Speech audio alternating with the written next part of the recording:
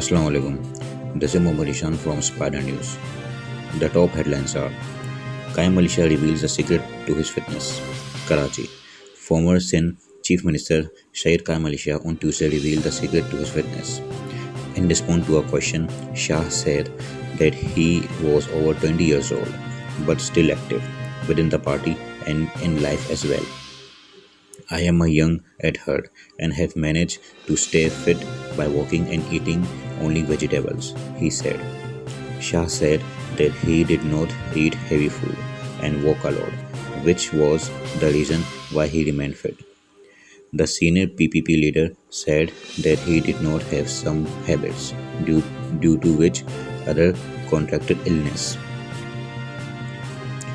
Shah was summoned by court by NAB a few days ago in a Roshan Singh project case was alleged corruption. The investigation patterns to alleged corruption in the installment of solar street light across the province.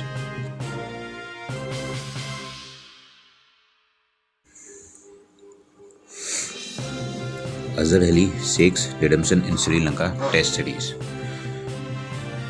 Captain Azhar says that he is determined to put up a good show in the first test against Sri Lanka tomorrow. Addressing a press conference in Rawalpindi, Ali said that the team was looking to improve their performance after a team last unsuccessful test stint in Australia. He stressed that as captain, he would need to put up exemplary display in hopes of leading a team of victory. As a captain, I have to lead the team by example, and so I will try my best to put on a big score and perform well so that we can win, he said. The skipper added that the team was not going to take their opponents lightly. We cannot underestimate our opponent. They have the capability and have always played in a disciplined manner, Ali said. We need to be able to perform against them and manage the pressure at the same time. We can't perform if we can't handle the pressure, the 34 years old added. When asked about the playing 12 for the first test, Ali said the team would select it after looking at the condition tomorrow. Judging by the changing weather, the toss will be crucial for us.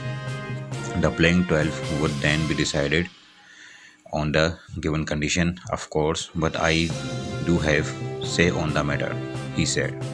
The Pakistan skipper also extended its gratitude towards the Sri Lankan team for playing a major part of the revival of home cricket. We are over the moon that the series being held at home. This move was pivotal for reviving the cricket Pakistan. I am very thankful for them. We will be very hospitable towards our guest, he added.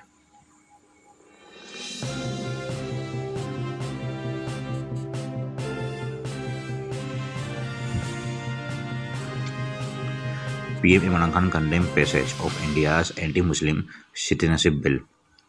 Prime Minister Imran Khan has strongly condemned controversial legislation passed by the Indian Parliament which will grant citizenship to religious minorities from neighboring countries but not Muslim.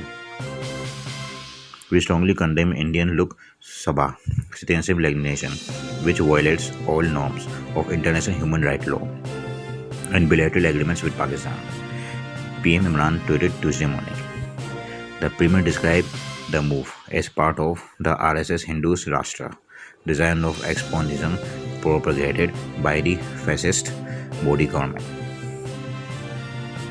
The Citizenship Amendment Bill provides the Hindus, Sikhs, Buddhists, Jains, Parsis, and Christians fleeing precautions in Muslim majority Afghanistan, Bangladesh, and Pakistan can be granted citizenship of India. There are no similar provision of Muslim refugees. The bill sailed through the lower house with 311 votes in favor and 80 against shortly after midnight on Monday. The Foreign Office in a statement called MOVE, a complete violation of the Universal Declaration of Human Rights and other international conventions on elimination of all forms of discrimination based on religion or belief. The Lok Sabha legislation is also in complete contravention of various bilateral agreements between Pakistan and India, particularly the one concerning security and rights of minorities in the respective countries, the statement read. It added, the latest legislation is another major step towards the realization of the concept of Hindu Rashtra, idealized and relentlessly pursued by the right-wing Hindu leaders for several decades. It is driven by a toxic mix of an extremist Hindutva ideology and hegemonic ambition in the region. We condemn the legislation as regulation and discriminatory, which is in a violation of all relevant international conventions and norms, and a glaring attempt by India to interfere in the neighboring countries with maleficent intent, the statement added.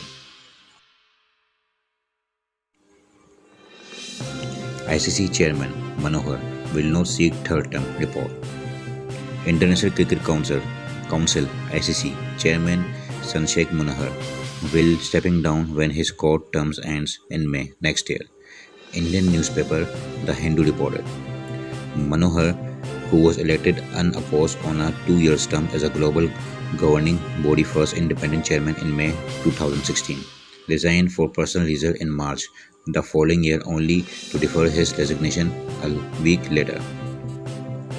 He was re-elected unopposed for a second 2-year term last year. I am not interested in continuing for another 2-year term. The Hindu quoted him as saying here, majority of directors requested me to continue, but I have told them that I do not wish to do so. I have been the chairman for nearly 5 years. I am very clear. I do not want to continue from June 2020. My successor will be known next May.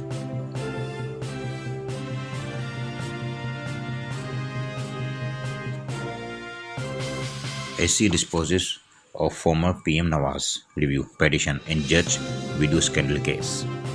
The Supreme Court of Pakistan on Tuesday disposed in a petition filed by former Prime Minister Nawaz Shareef seeking a review of an August 23rd verdict by the top court regarding a video scandal involving a former Accountability Court Judge Mohammad Arshad Malik. A top court had on August 23rd declared that a video probably shown a former Accountability Court Judge Arshad Malik making compromising statement about a criminal case was not admissible as evidence until the authenticity of the video was established. In its August 23rd ruling, the top court had directed the petitioner, Ishtiaq Ahmed, to refer to the Islamabad High Court with his plea. A 3-member bench of the top court, headed by Chief Justice Asif Sayyid Khosa and compromising Justice Sardar Tariq Masood and Justice Syed Mansoor Ali Shah, heard argument on Tuesday morning. In his remarks during the hearing, Justice Khosa sought to dispel the impression that the order regarding the video scandal would have any bearing on the authority of the Islamabad High Court to deliver a verdict in the ongoing case. The High Court is independent in making decisions, Justice Khosa said, addressing a counsel Nawaz Shareef Khwaja Haris in the SC during the hearing today. Justice Khosa said that the argument made in the review petition had already been admitted by the court in an earlier verdict and admonished Haris for not reading the ruling. In its August 23rd verdict, the SC had observed that the video involving former Judge Arshad Malik could only be submitted as evidence in the court by the former PM Nawaz if the authenticity of it established beyond doubt in front of the Islamabad High Court. The ISC is currently hearing the appeal filed by the former Premier into its conviction in the Al-Azizia references. The video being shared by the Shareef family in court argues that former Judge Arshad Malik was pressured into giving a verdict against Nawaz in the Al-Azizia references. Thanks for watching. If you like this video, then subscribe my channel and hit the bell icon for more updates and news.